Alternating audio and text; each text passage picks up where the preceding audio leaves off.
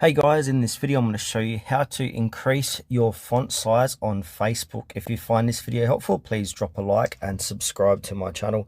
In saying that, let's just jump straight into the video. Okay, so when I open up Facebook, you can see the font size is set to this.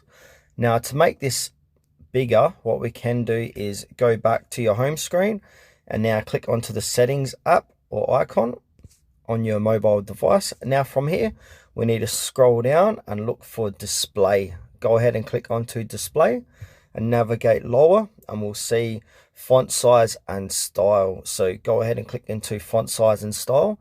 And as you can see on my screen, my font size is set to the lowest. So you can see a scroller at the bottom of the page. You can move this left to right to make it bigger or smaller. So go ahead and make it larger by moving it to the right. I'm going to probably keep it to that size, and you'll see automatically it will change the font size in settings. Now if we go back to Facebook, you will see the font size has been increased by that amount.